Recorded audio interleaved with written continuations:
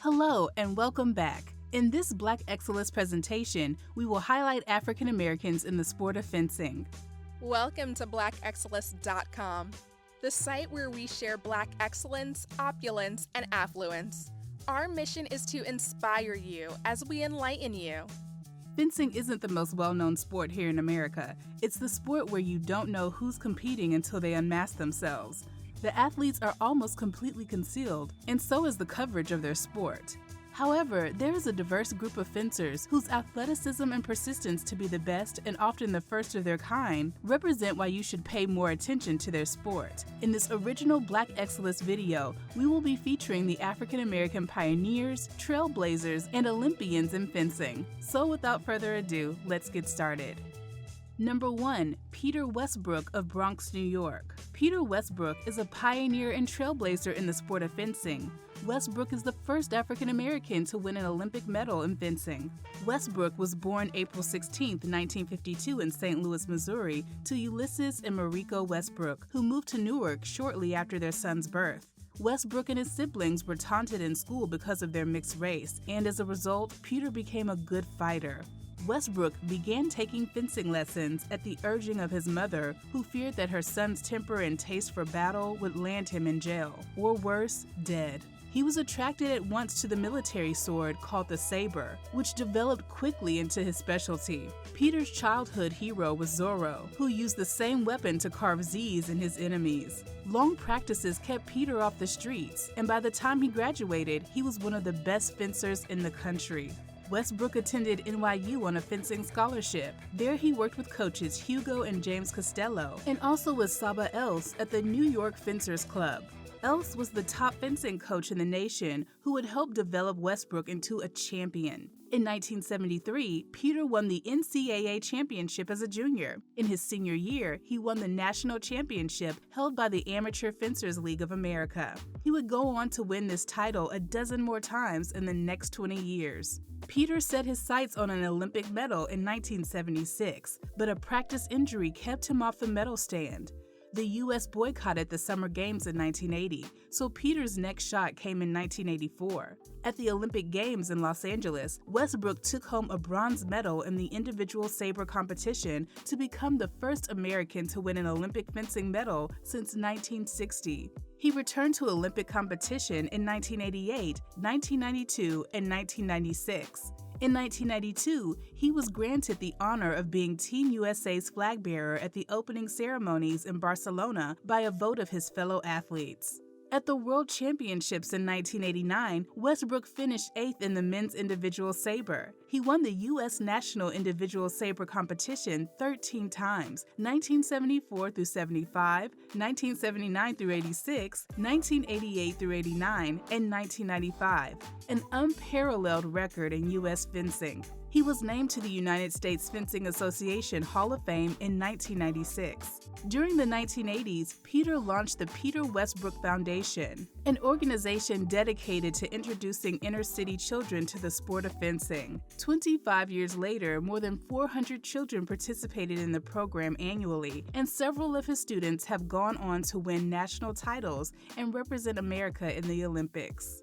Number 2. Daryl Homer of Bronx, New York. Daryl Homer is a two-time Olympian and a silver medalist at the 2016 Summer Games. Daryl Homer was born on the 16th of July in 1990 in St. Thomas, Virgin Islands, and at the age of 5, he and his sister moved to New York with his mother, Juliet Smith. As a child, Homer was inquisitive, and at the age of 11, he read about fencing in a dictionary and was determined to learn more about the sport. He begged his mother to let him participate in the sport, and she agreed. After searching for fencing clubs, she found out about the New York Fencers Club and took him there on a Saturday. There he met Peter Westbrook, 6-time Olympian and founder of Peter Westbrook Foundation, and began fencing for the club. His other major influence in the sport was Keith Smart. the first American men's saber fencer to earn a #1 world ranking. Homer graduated from Salesian High School in 2008 and proceeded to St. John's University, where he bagged a bachelor's degree in marketing in 2013. Homer was committed to his sport and won many medals and honors. In 2007, he won a bronze medal in the Cadet World Championship teams. He went on to the Junior World Championship and won a bronze medal for both individual and team performance in 2009 and 2010, respectively. Homer was honored to represent the U.S. at the 2012 Olympics in London. Homer would become a 4-time NCAA All-American in 2009, 2010, 2011, and 2013. In 2015, he made history as the first U.S. man to win a medal in saber at the Senior World Championship, where he won a silver medal. A year later, in 2016, Homer won the silver medal at the Rio Olympic Games, making him the first men's saber individual medalist since 1984, the first silver since 1904, and the 4th U.S. man to ever win an individual men's saber at the Olympic Games. Homer would eventually be ranked as high as #1 in the United States and #21 in the world. Homer has overcome many obstacles to becoming the best athlete he can be and ultimately becoming the #1 fencer in the United States.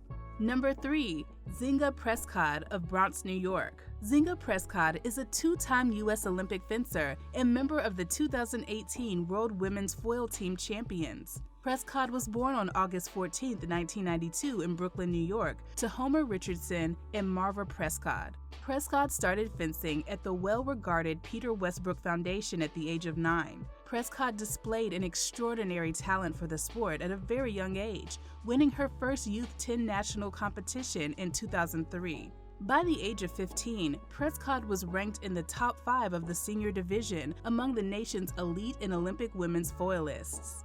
In the same year, 2008, Prescott won her first cadet under-17 World Championship and followed up the next year with her second World Championship title. In 2011, she continued her dominance on the world stage with another World Championship win in the Junior Under-20 category. After qualifying for 6 consecutive Cadet Junior World Championship teams and 3 consecutive senior teams, she concluded her final year competing at the junior level in 2012 when she qualified to represent Team USA at the London 2012 Olympic Games at age 19. Prescott returned to the pinnacle of fencing competition at the 2016 Rio Olympics at 23, where she finished 11th. A graduate of New York City's highly acclaimed Stuyvesant High School, she has always dedicated her time to dually excelling in school and fencing and graduated from Columbia University with a degree in political science with a concentration in race and ethnicity with the goal of pursuing a career in policy work. The Brooklyn native was named Ivy League Rookie of the Year while she fenced at Columbia University. Prescott was the first U.S. woman to win a Grand Prix foil title in 2013 at Marseilles. Prescott became the first African-American woman to win an individual medal at the Senior World Championships when she took bronze in 2015. Prescott has been featured in Essence magazine as part of the Work and Wealth Power List,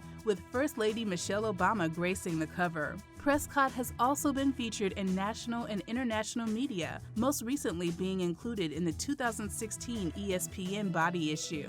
Prescott has been training in hope of a 3rd Olympic berth at Tokyo. However, she faced the potential of a hip replacement and has since retired from competition at the age of 27 due to her painful hip condition.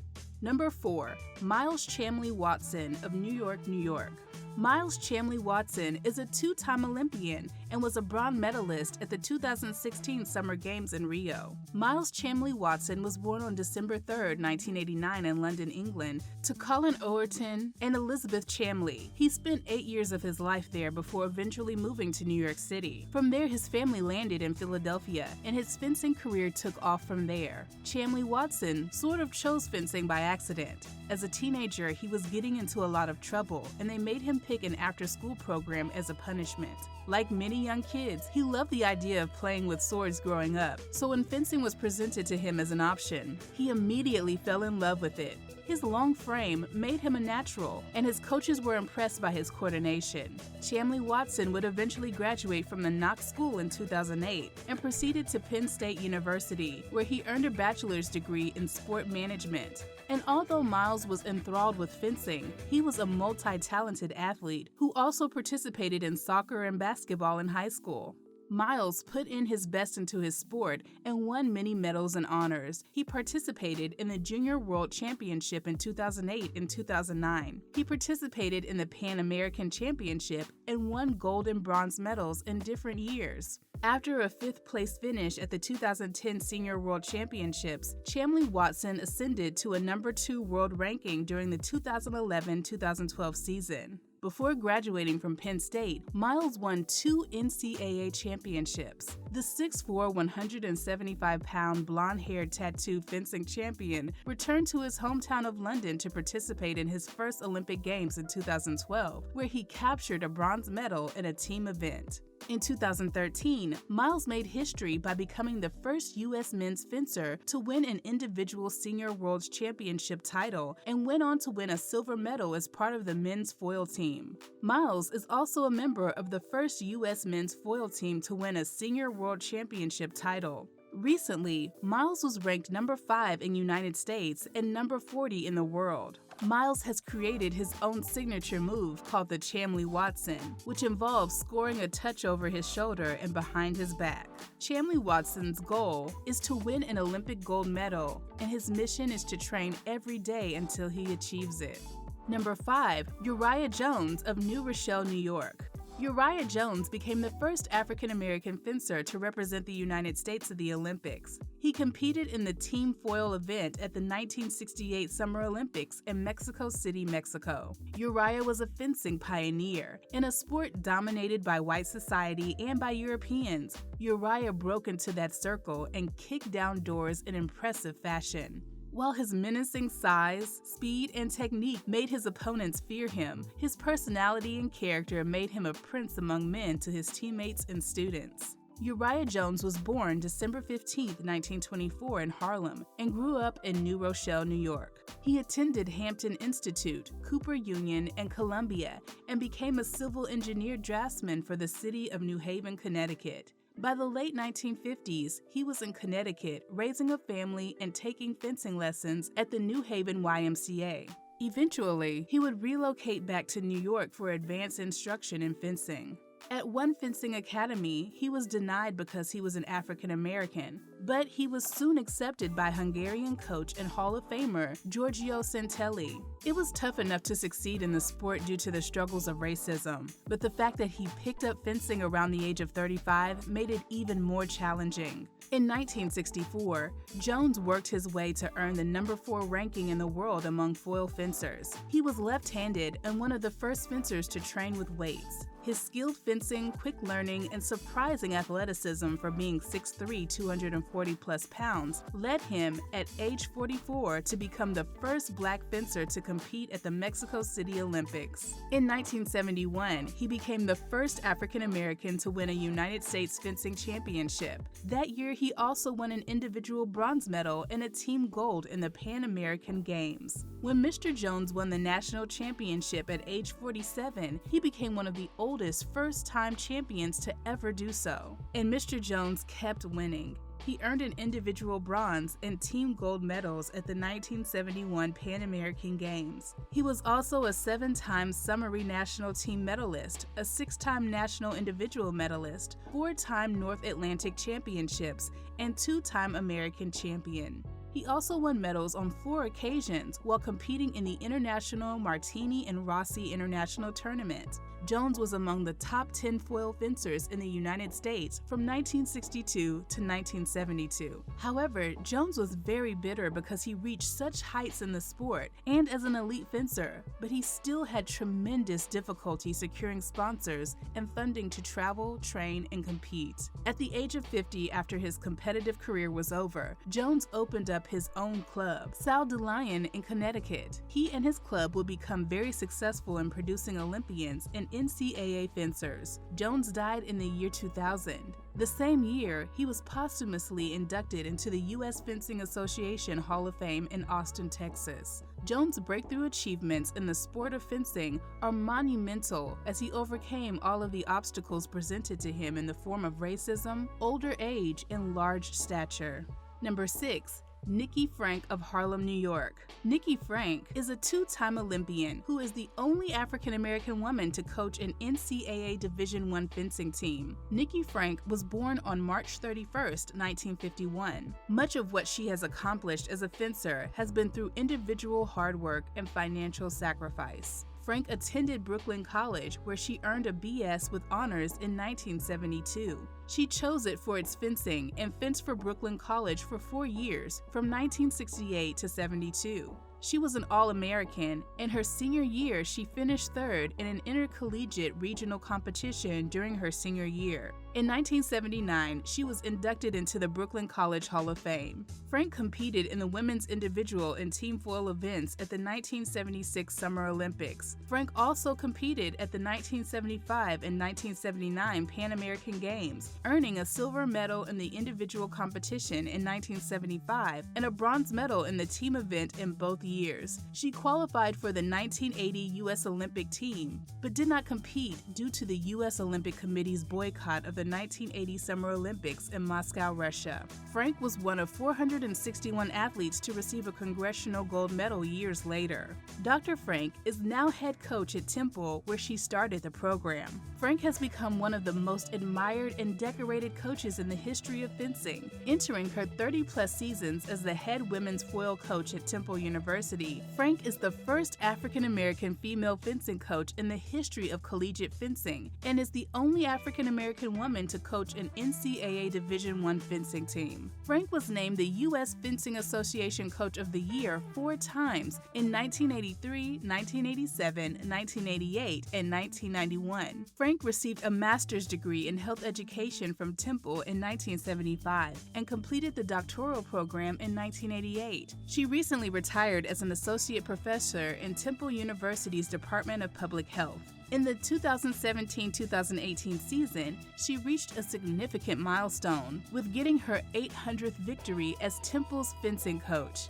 In her 46 years as the head coach of the women's foil team, she compiled a record of 807, 242-1. This is while leading the Temple Fencers to 46 postseason appearances that include 22 straight championships titles. Frank is one of the co-founders of the Black Women in Sport Foundation, a nonprofit foundation that is based in Philadelphia that encourages Black women and girls to participate in all areas of sport, such as coaching and the administration.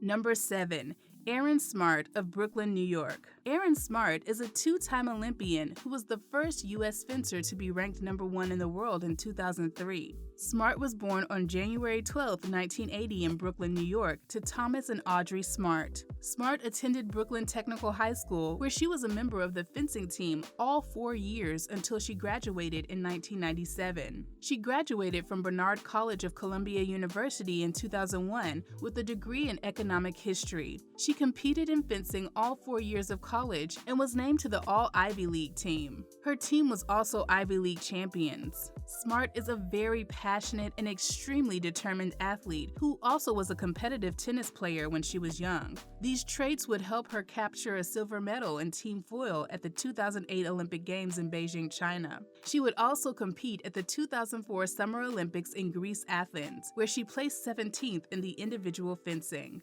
She has one brother, Keith, who is also an elite-level fencer. Erin's father took her to the Peter Westbrook Foundation's first ever fencing class after he read about Westbrook in the paper. Her brother Keith was also an Olympian in fencing, and in 2003, he became the first U.S. fencer ever to be ranked number 1 in the world. Erin wears something red at every tournament for luck. She currently wears a bracelet she got at a competition in China and at least one other red piece of clothing. Education excellence was instilled in Smart and her brother. She graduated from Brooklyn Technical High School as a chemistry major in 1997. She attended Barnard College at Columbia University in Manhattan, graduating in 2001 with a degree in economics, where she was recognized as an NCAA All-American. Smart also earned an MBA from the Wharton School of the University of Pennsylvania in 2013. Number 8. Keith Smart of Brooklyn, New York. Keith Smart is a 3-time Olympian who was the first U.S. fencer ever to rank number 1 in the world. child. Keith Smart was born July 29, 1978 in Brooklyn, New York, to Thomas and Audrey Smart. He began fencing at a young age at the Westbrook Foundation, founded by six-time Olympian Peter Westbrook. Keith, like his sister Erin, received a significant amount of support from their parents. As an African-American fencer, he faced many obstacles, like racism, to the extent that he was denied participation in international competitions during his high school days. However, Smart persevered, and after 10 years of training, he reached the pinnacle of his young career. He earned a spot on the national team and was able to make his Olympic debut at the Sydney Summer Games in 2000, where he placed 30th. In 2002 and 2004, Smart won the U.S. National Sabre Championship. He participated at the World Cup Championship in 2003 and won second place, making him the #1 fencer in the world. In 2004, Smart competed at the Summer Olympics in Athens, Greece, where he placed 15th in the individual event and 4th in the team event. In 2005, Smart lost his father, and his mother was diagnosed with colon cancer. This broke him because his parents were his biggest supporters. He kept his Olympic dreams alive and made the national team again in 2008, while being 5th-ranked saber fencer in the world. A few months before the Olympics in Beijing, Keith was checked into the hospital with a rare blood condition, and he was unable to train adequately for the Games. During this challenging ordeal, he held on to the teachings of his parents on faith, hard work, and taking advantage of opportunities. He was able to continue and compete in the Olympic Games. Despite his recent illness and death of his mother, Smart staged 2 gallant comebacks, helping win a silver medal in the team saber competition for himself and the United States. This was his best finish ever, and the first Olympic medal for a U.S. men's saber team since 1948. Smart's parents were big advocates of education as well as athletic competition. This motivated Smart, who graduated from Brooklyn Technical High School in 1996. He would enroll into St. John's University in New York and graduated with a major in finance. Number 9. Ibtihaj Muhammad of Maplewood, New Jersey. Ibtihaj Muhammad is an Olympic bronze medalist. She not only is the first Muslim American woman to wear a hijab while competing for the United States in the Olympics, but Muhammad is also the first to win an Olympic medal wearing it. Ibtihaj Muhammad was born on the 4th of December, 1985 in Maplewood, New Jersey, to Eugene and Denise Muhammad. She is the third of 5 siblings. As a young Muslim girl, her parents wanted her to participate in sports while upholding the tenets of her faith, which required wearing a hijab and having her body fully covered. Her parents sought out fencing and enrolled her at the prestigious Peter Westbrook Foundation at the young age of 13. As she pursued a career in fencing, she thought keeping her hijab would inspire women and young girls around the world to break boundaries and pursue their desires even while wearing the hijab. After graduating from Columbia High School, Ibtihaj attended Duke University on academic scholarship. While attending Duke, she was a 3-time All-American and the 2005 Junior Olympic champion. She earned a dual bachelor's degree from Duke University when she graduated in 2007. Her double majors were in international relations and African studies. Ibtihaj has been a member of the United States national fencing team since 2010. She is a 5-time senior world medalist, including 2014 world champion in the team event. At the time of this video, she ranked number 2 in the United States and number 7 in the world. Muhammad made history at the Rio Olympic Games in 2016 as the first U.S. athlete to compete in a hijab, and while doing so, she won a bronze for the U.S. women's saber team. In the same year, she was recognized by Time as one of 100 most influential people. She also participated in the 2014 Senior World Championship and won a gold medal for Team USA and holds 4 bronzes for other years of the Senior World Championship. The 3-time NCAA All-American star is a sport ambassador who serves on the U.S. Department of State's Empowering Women and Girls Through Sport initiative and also travels to various countries encouraging sports and education. As a child, Muhammad noticed all her dolls looked nothing like her wearing the hijab. She was then inspired to cut pieces of cloth and fabrics to make little hijabs and wrap them around her dolls. In 2014, Muhammad launched her own clothing company, Luella, which aims to bring modest, fashionable clothing to the fashion world. In 2017, as part of its International Women's Day campaign, Mattel introduced a line of female role model Barbies, including one in a hijab. They also introduced Barbie's first doll fencer, which was designed after Ibtihaj. Through the creation of a hijab Barbie, the move reinforced her belief that young girls and boys can see themselves through these toys while valuing inclusiveness and diversity.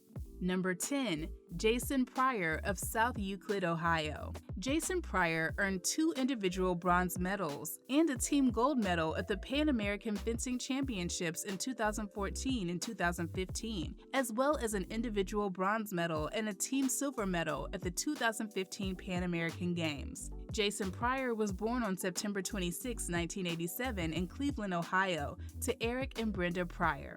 Before taking up fencing, Pryor grew up lazy and unfocused when it came to sports. He was teased for being a chubby, nerdy kid who had a speech impediment. He played soccer, but it wasn't a good fit. He just seemed to not like team sports. However, his parents wouldn't allow him to quit unless he chose another sport to devote himself to. He chose fencing when he was 11 years old, and it was an escape for him. He was always drawn to the fun sport of swords and stabbing, but he became disenchanted after realizing the hard work that it required. But in a whirlwind of challenge and fear, he got hooked when his coach put him in his first competition. Pryor was later recruited by the Ohio State University, winning a team title in his junior year and earning twice All-American honors. In 2009, he graduated with a degree in English. As a graduation present, his parents paid for his travel expenses to the Rio de Janeiro Grand Prix, his first international competition, where he was scouted by USA Fencing. In 2010, he joined the resident athlete program at the Olympic Training Center in Colorado Springs. In the 2012-2013 season, he joined the USA National Senior Team. The same year, he won a silver medal at the USA National Championships and took part in his first World Championships. The following season, he won his first medal in a major international competition, a bronze at the 2014 Pan American Championships in San Jose, Costa Rica, followed by another bronze in the team event. In the 2014-2015 season, he won the USA National Championships. He reached the quarterfinals at the 2015 Pan American Championships in Santiago de Chile and earned a gold medal in the team competition. A few months later, he took part in the 2015 Pan American Games in Toronto, where he and the U.S. team won a silver medal. Ultimately, Pryor secured his qualification to the 2016 Summer Olympics after 17 years of competing and 6 years of extensive Olympic preparation. The American entered the Summer Games as the highest-ranked fencer from the Americas zone in the adjusted official ranking. At the Olympics in Rio de Janeiro, he placed 22nd in individual épée. Number 11. Ruth White of Baltimore, Maryland. Ruth White is a Hall of Famer and Olympian who was the first African American to not only win a U.S. fencing championship, but she also was the first African American woman to represent the United States in fencing at the Olympics. White was born on July 16, 1951 in Baltimore, Maryland, where she faced racial discrimination and prejudice on a daily basis at school for being African American, and therefore fencing became her safe haven. In fencing, White found a home, a place where she was valued as an athlete and an equal amongst her peers. Her parents initially signed her up for ballet, but she showed no interest. As a result, her parents sent her to the YWCA, where fencing was one of the 2 remaining available classes. Fencing was a natural fit for White, who started attending tournaments, and when she began to win, White was taken to the University of Pennsylvania to train with USA Fencing Hall of Fame coach Lyle Chisar. In 1969, White made history by winning the Amateurs Fencing Women's Foil Championship, then becoming the first African American to win a U.S. fencing championship. Soon after her victory, White began college at NYU, selecting it because she wanted to escape the constant prejudice she faced in Baltimore, and also because it's where both her parents earned their graduate degrees. At NYU, White won 2 national collegiate titles, and in 1970, she took the junior women's foil title, the second of her career. The following year, White became the first American to win a medal at the Junior World Championships, earning bronze. White continued to rewrite the history books when she competed at the 1971 Pan American Games, where she won a gold medal in the team foil event and silver medal in the individual foil event. White was the first African American woman to represent the U.S. in fencing at the Olympics. She competed in the women's individual and team foil events at the 1972 Summer Olympics in Munich, West Germany. Soon after she competed at the Olympics, White decided to walk away from fencing after reaching the pinnacle of the sport. She entered into medical school at the New York University School of Medicine and went on to work in internal medicine. White was inducted into NYU's Hall of Fame in 1989 and into the USA Fencing Hall of Fame in 2001. She did marry and was blessed with 3 children. Number 12, Sharon Monplaisir of Bronx, New York. Sharon Monplaisir is a 3-time Olympian, 4-time NCAA All-American, and a national foil champion. Sharon Mary Monplaisir was born November 3, 1960. She was raised only by her mother in the Bronx, and while in high school, she played a little volleyball and ran some track. A dreamer from the ghettos of the Bronx, Sharon was often teased for her hand-me-down clothes and her giant glasses. Her life changed, however, after noticing a sign in the locker room at Theodore Roosevelt High School, inviting students to try out for the co-ed fencing team. Her physical skills, endurance, and training regimen helped her reach the top of her sport. Weightlifting, aerobic exercises, and sparring against male opponents gave her a keen advantage over the women competition. Monplaisir ushered in a new era of success for women's fencing program at Hunter College, a public college in New York that she enrolled in. A 4-time NCAA All-American, Monplaisir received her BA in psychology from Hunter College in 1985, while capturing the National Fencing Championships twice, in 1983 and 1985. She was also the first Hunter College student athlete to win the Southland Olympian Award for academic and athletic achievement in 1984. Monplaisir was inducted to the Hunter College Hall of Fame in 1990. Monplaisir's hard work, long nights of practice, and dedication to the sport would eventually pay off. She became a 4-time Olympian, representing the United States in fencing at the 1984 Summer Games in Los Angeles, California, the 1988 Summer Games in Seoul, Korea, and the 1992 Summer Games in Barcelona, Spain. Monplaisir accomplished a near impossible feat of remaining a member of the U.S. World Team for 7 years, 1985 to 1992. She also was a member of the Pan American teams that won the gold medal in 1987 and 1991, and a member of the World University team in 1983 and 1987. On June 30, 2012, the women's fencing standout, national foil champion, and 3-time Olympian was inducted into the U.S. Fencing Hall of Fame. Sharon is the proud mother of twins, Sienna and Gunnar, and started her own business as a personal trainer. Additionally, she has done extensive professional modeling and has been the subject of 2 books, Sword a Champion, The Story of Sharon Monplaisir, and Get a Gold Medal Butt. Number 13, Ed Ballinger of New York, New York. Edward Ballinger is an Olympian who competed in the individual and team foil events at the 1976 Summer Games in Montreal, Canada. Ed was born on October 25, 1951. He attended DeWitt Clinton High School in the Bronx, New York, and started his fencing career there. He initially wanted to play football, but his parents would not allow him. A friend of his from junior high was the captain of the fencing team at his high school, Clinton High, and suggested that Ballinger go out for the team. And he did. With the help of his coaches, Ballinger would develop a love for the sport and dedicated himself to becoming a champion. Upon high school graduation, he attended New York University and joined the fencing team there as well. During the same period, Ed trained with the Hungarian coach and Hall of Famer Giorgio Santelli, thought by many to be the greatest American fencing coach of the 20th century. In 1971, Ballinger was the NCAA individual foil team and 3-weapon team champion. Ballinger was also the U.S. champion in foil in 1973 and 1975. He was also part of the winning team foil titles in 1971 and 1973. Other accomplishments include placing third place 3 times at the Martini and Rossi International. Another great moment for Ballinger includes his success at the 1975 Pan American Games, where he won a gold medal in Team Épée and a silver medal in Team Foil. Ballinger was a friend of fellow fencer and Hall of Famer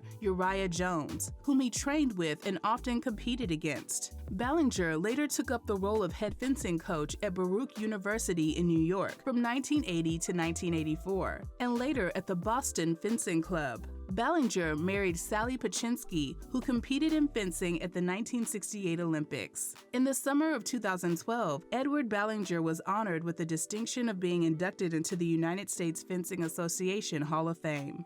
Number 14, Terrence Lasker of Atlanta, Georgia. Terrence started fencing at Kansas City Central High School and soon became one of the school's best fencers. He initially did not have a passion for fencing until he met his high school coach. Within 1 year, he was ranked nationally in the top 3 for his age group. He soon reached the rank of number 1 nationally in the under-17 division and placed first in both that division and the under-20 age group at the Junior Olympics for the second year in a row. By 1994, Lasker was competing for the Junior World Championships and traveling all around the world. By his senior year, he had his eyes on the 1996 Summer Olympics in Atlanta and traveled the globe competing and attempting to qualify as a member of the United States Olympic fencing team. Upon graduating from Central in 1995, Lasker enrolled at a Kansas City community college and continued to train with his high school coach in pursuit of the Olympics. However, due to the lack of funding and travel expenses, they were not able to finance the month-long fencing excursions in Europe, Canada, or South America for international fencing competitions. Sadly, Lasker fell short of qualifying for the 1996 Olympic Games. His financial challenges would continue to impede his Olympic dreams. His lack of funding prevented him from attending a crucial World Cup competition that would have likely solidified his position on the 2000 Olympic team.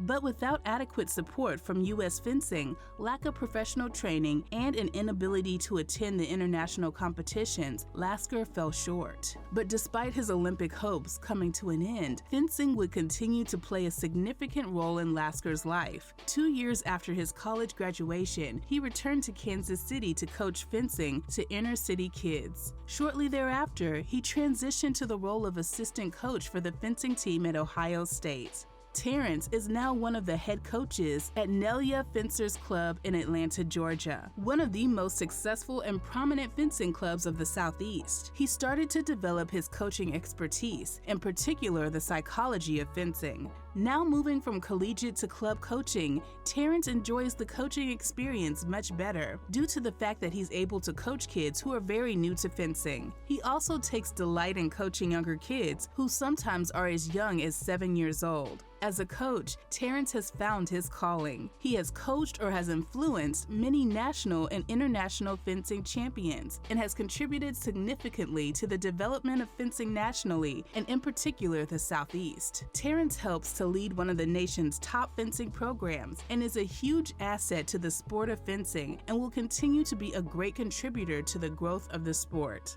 Number 15. Tyrone Simmons of Detroit, Michigan. Tyrone Simmons was the NCAA foil champion in 1971 and 1972 and also competed at the 1972 Summer Olympics. Simmons was born on July 5, 1949 in Philadelphia, Pennsylvania. He attended Benjamin Franklin High School in the inner city of Philadelphia, where he learned fencing from his coach, Jim Moss. Simmons would take fencing lessons at the University of Pennsylvania while in high school. Simmons would enter into the University of Detroit, where he studied art and physical education. Simmons was the NCAA foil champion in 1971 and 1972, and was also named as the Illinois Memorial Award winner both years. The award is presented annually to the College Fencer of the Year. Going into the championships, Simmons' record was 43-4, and his team went in with a great amount of confidence. His individual success helped the 1972 Titans capture the 1972 NCAA championship. The pinnacle of his career was when he earned a spot and was able to compete as a member of the 1972 Summer Olympic team held in Munich, West Germany. His international experiences was enriched even more when he competed in the Pan American Games in 1971, and the U.S. foil team was able to win the gold medal. Simmons was an amazing foil fencer who posted an outstanding 3-season record of 126-10 for a winning percentage of .927.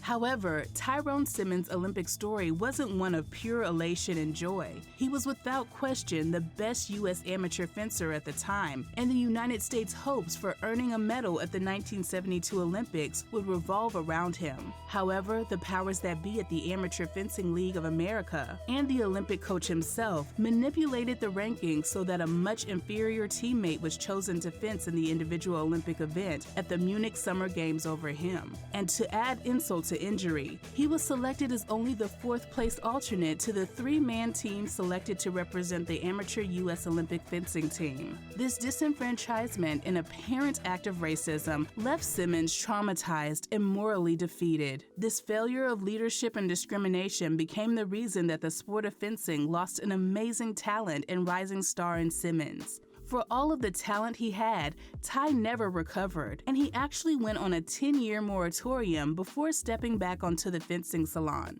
Simmons would eventually overcome the damage done in 1972. As part of the healing process and his reconciliation, he started the Tyrone M. Simmons Fencing Academy in his quest to continue the legacy of fencing in the Detroit area. His traveling program would visit different organizations, gymnasiums, and athletic facilities to teach adults or young students the fundamentals and techniques of fencing. We appreciate the fact that you stayed with us until the end.